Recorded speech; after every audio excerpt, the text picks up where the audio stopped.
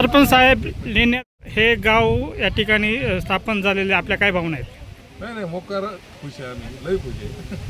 एकदम चांगलं झालं. आदिवासी गोरगरिबांचं कल्याणाचे मार्ग अष्टविनायक लेण्याद्रीतून होते.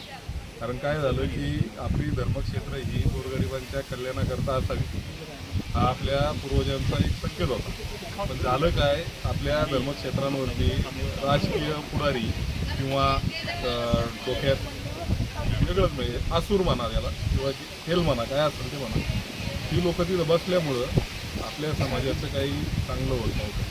समाज कोणताही असतो, प्रगतीची दारं जर खुली व्हायची असेल तर धर्मक्षेत्रामध्ये चांगली माणसं येणं गरजेचं होतं आणि त्याच्याकरता हे ठोस पाऊल आपण टाकलेलं आहे. आणि अष्टविनायक लेण्याद्री हा गाव झालेला आहे. आता गाव नकाशेही वेगळे झाले, सातबारेही वेगळे झाले.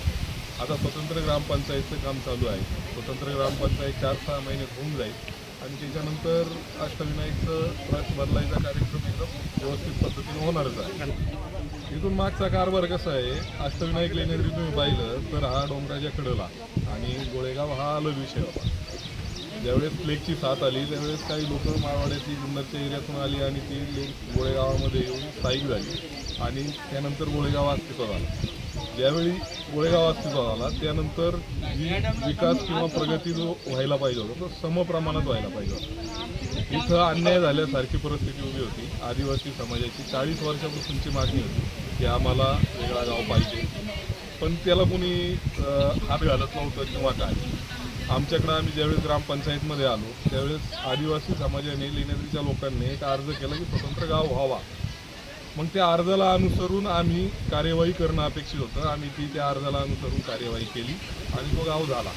सगळ्यात महत्त्वाचा विषय काय आहे, आम्ही निवडून आल्यानंतर ज्यावेळेस आम्ही आदिवासी असतो किंवा प्रत्येक समाजाला न्याय देणं हे आमचं काम असतं. आलेल्या अर्जावरती काम करणं हे आमचं काम असतं आणि ते आम्ही आलेल्या अर्जाप्रमाणे काम केलं आणि त्या पद्धतीनं आज अष्टविनायक लेण्याद्री गाव अस्तित्वात झाला आहे.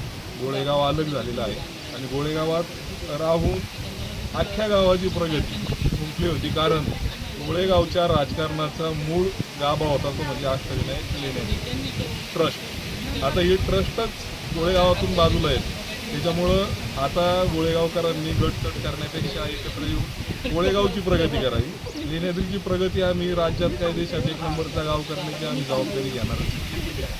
त्याचबरोबर संपूर्ण समाजाचं म्हणजे टोटल तालुक्याला जास्तीत जास्त सुविधा कशा देता येतील याचं आम्ही काम करणार आहोत आणि भविष्यात आमचं काम दिसणारच आहे. इथून मागे दिसत होतं आताही दिसणार आहे आणि याच्या पुढे दिसणारच आहे. आणि आता गोळेगावकरांनी दिल्या घरी सुखी नांदा एवढाच माझा संदेश आहे त्यांना. गोळेगाव आणि लेण्याद्री ही एक मोठी ग्रामपंचायत आहे. तुमचं म्हणणं आहे की तुम्ही लेण्याद्री वेगळं ग्रामपंचायत करण्याच्या तुम्ही दिशेने पाऊल उचलताय, परंतु जो काही निधी येणार होता तो गोळेगाव आणि लेण्याद्री मिळून येणारा निधी हा मोठ्या प्रमाणात होता. विकास कामं करायला मोठी संधी होती, परंतु तुम्ही राजकीय आहात, तुम्ही ग्रामपंचायतचे सरपंच आहात. आज पाहिलं तर गोळेगाव आणि लेण्याद्री वेगवेगळं झाल्यामुळं निधीमध्ये विभागणी होणार आहे. विकास कामामध्ये थोडंफार निधीमध्ये इथे तुम्हाला फटका बसणार आहे. तर कशा पद्धतीने याच्याकडे पाहणार तुम्ही? आता सगळ्यात महत्त्वाचं गावाचा एकूण डिमांड आहे 12 लाखाचा. 12 लाख वसूल होत नाही, होतात 50% वसूल म्हणजे 6 लाख रुपये ग्रामपंचायतीकडे येतात आणि त्याच्यातून 15%चा फंड हा आदिवासींच्या कल्याणाकरता खर्च करायचा. म्हणजे तो 15% किती होतो, 80,000 ते 1 लाख रुपयापर्यंतचा फंड हा आदिवासी समाजाच्या प्रगतीवरती खर्च करता येतो. आणि राहिला विषय, गोळेगाव एवढा मोठा जरी असला तरी एकूण डिमांड 15 लाख. आता तो वाढला आहे, आमची फेर आकारणी झाल्यानंतर 16-17 लाखापर्यंत गेलेला आहे. पण तरीही तो जर रेशो पाहिला तर गावच्या प्रगतीकरता जो रेव्हेन्यू गावामध्ये जनरेट होतो आहे तो फार कमी आहे. पण विभाजनानंतर आता लेण्याद्रीचं जे उत्पन्न आहे ते साधारण 7 ते 8 लाखाचं आहे आणि ग्रामपंचायत गोळेगावचं उत्पन्न 9 ते 10 लाखाच्या आसपास राहणार.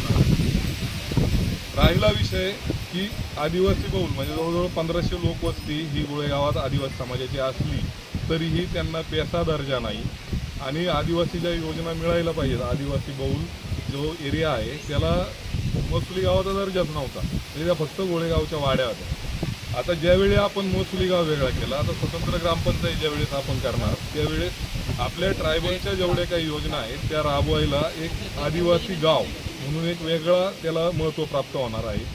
त्याचबरोबर पेसाचा जो निधी येणार आहे तो पण वेगळ्या पद्धतीचा आपल्याकडं जनरेट होणार आहे. राहिला विषय लेण्याद्री देवस्थानचा विषय. लेण्याद्री देवस्थानचं जे काही समजा 1.25 कोट 1.5 कोट ते 2 कोट रुपयापर्यंत जे उत्पन्न आहे ते आमचं गावाच्या प्रगतीकरता म्हणजे आम्ही टोटल 2.5 कोट रुपयापर्यंतचं गावच्या प्रगतीचा स्वतःचा फंड इथं जनरेट होतो. आणि बाकीचं मग जे काही सेवा प्रोजेक्ट आम्हाला करायचे आहेत बाकीच्या एरियांमध्ये तर त्याकरता आम्ही वेगळ्या पद्धतीनं काम करूया.